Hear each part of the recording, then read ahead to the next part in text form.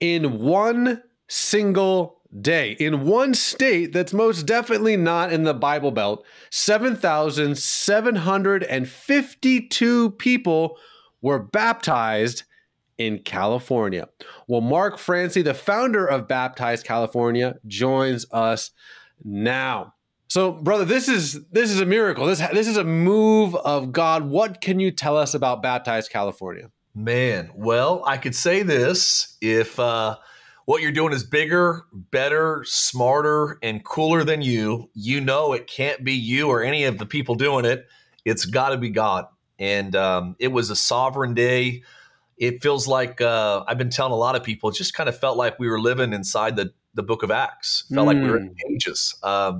Just a sovereign day, 10 hours at the beach. We baptized people for 9 hours. It was a crazy day. California was not doing us any favors when it was like 61 degrees and rainy off and on. It was chilly. It was cold. But I'm really, really proud of California, even Gen Z showing up, and the resilience not to leave. I mean, people stood through some chilly weather. The ocean was freezing. The outside was cold, but we rallied. God did a great thing. And there were so many, we were talking before we started the recording, but so many lives that were impacted, transformed. We had like 1,100 people get saved the day of at the event, and about 600 or 700 right away got water baptized. Wow. So it was it was a beautiful day. Saturday was a day I'll never forget. So I know, we both live in California, and this state is very near and dear to our hearts. But what would you say to people that have kind of given up on places that are, pretty hostile to Christians? California, I don't know, Portland, New York City. What would you say to people that have almost turned their backs on these places? Well, I think, one, I understand where a lot of people are coming from of wanting to go somewhere that it's easier, or maybe somewhere that fits your worldview, more comfortably. But I do believe that, Jesus doesn't turn his back on any cities, that he's historically always done his best work from unlikely people and unlikely places. I mean, we remember the story of, when Nathanael says, can anything good come out of Nazareth? I mean, Jesus has historically always, where sin abounds, grace abounds even more. And I think that's why maybe historically over the last 100 years, some of the greatest outpourings of the Holy Spirit and awakening has happened here in Southern California. And so I think that God isn't done, and I think that God likes the challenge, not that anything's hard for him, but of using places that everybody's given up on to be the epicenter of something great. Preach, brother. Well, I know that this is just the beginning. So what is Baptize America? Well, we wanted to leverage, we felt like God told us when I had this vision 3 years ago, and the short version of it is God said, I want the day of Pentecost to be the day that my kids celebrate water baptism. And so I didn't know this till recently, but, there was a tradition back in the European church. They called it Whit Sunday, that on Pentecost Sunday, everyone would wear white, go to church and get water baptized. And so it seems like God maybe, is resurfacing and maybe an ancient tradition in the church of people celebrating, one of these major, things that we celebrate in the Great Commission, which is water baptism. So, I had this prayer time with God. He said, I want you to start with Southern California. If I can do it there, I can do it in all of California. If I can unite the Church of California, I could unite the Church of America. And if I can do it in America, is there any other nation that would be too hard? And I just responded, no. I mean, if you could do it here, you could do it there, and then you do it there. And so we started in 2023, baptized Southern California, went to Pirates Cove. We saw about 12,000 people show up. We baptized 4,166. Come on. The next year, we knew we couldn't go back there. It was just too big of a crowd. So we went about 6 miles north to Huntington Beach, and we did Baptize California. So last year was different.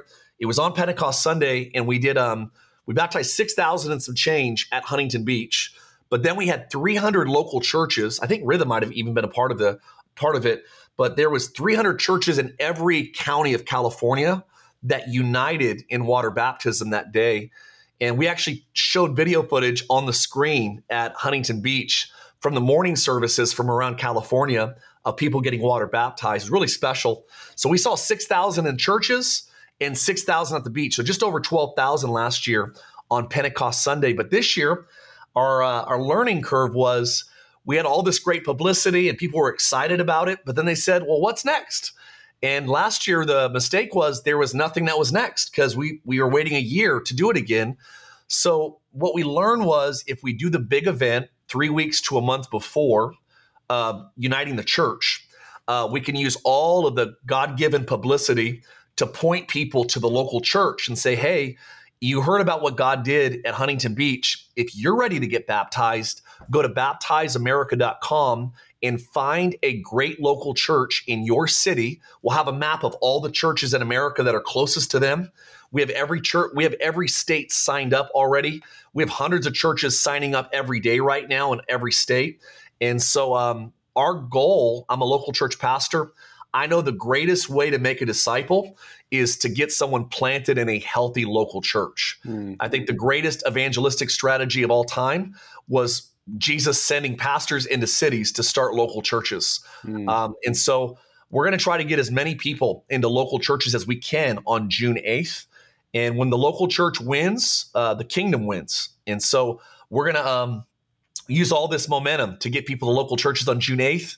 And there's some churches that'll be doing big, mass baptisms in lakes and rivers and oceans. And I mean, I have a friend here, one of our probably mutual friends in Rancho Cucamonga. He brings these big pools in his church parking lot. They baptized 1,100 last year at his church. And so it's going to be awesome. I mean, we have some of the smallest and we have some of the biggest churches, the biggest church in America that's going to be hosting Baptize America on June 8th in their churches. Wow, let's go. Let's go. Well, like you mentioned, I go to Rhythm Church in Oceanside with Jeff Moores. Shout out. And you starting to see this call it unity in the churches in California. I think it's a beautiful thing. But here's the question. We've done stories recently about kind of post-church places like in the UK where suddenly there's this explosion of people attending church. You look at the statistics, even in America, Gen X, millennials, then Gen Z all of a sudden is popping up again. It's like, wait a second, what is happening? And now you're baptizing thousands of people in Huntington Beach. So Mark, in closing, what is God up to right now? Well, I think the last 5 years, we I think in some ways found the bottom of the barrel. And I think a young generation, we've explored everything that technology, that, drugs, sex, antidepressants. I think in a lot of ways, this generation has seen how hollow the world is when there's no God. And I think that because of that, there's this awakening that goes, if the source of life, hope, joy, and love is Jesus, let's get back to Jesus. And I think that COVID, I think darkness overplayed its hand. And when you start calling bad things good and good things bad, and we lose track of how many genders there are, and we start, manipulating people and isolating people at the levels that we did, I just think that there was almost like, you can almost, push somebody so far until they're just this rise up inside of them and goes, I'm no longer running, I'm going to fight. And I think there's this almost a holy fight rising up inside of people going, you know what, if God is real, let's go after him as aggressively as we did living our dark lives. And so I think that's what we're seeing right now is that the same energy that people used to put into living godless, wicked, dark, empty lives, now they're going, hey, I'm going to use the same amount of energy and I'm going to go all the way in. I'm going to love the Bible. I'm going to love the things of God. I'm going to stand for what is right. And I think that when that happens, because real revival isn't just long church services and full church services. It's when what's happening inside of God's house begins to infiltrate all of the corners of society. Josephus said that everywhere Christianity went in the first century, the morality of the cities would shift and change. They called Christianity the moral antiseptic of the ancient world. And I think that's what's happening right now in America is things are shifting, turning.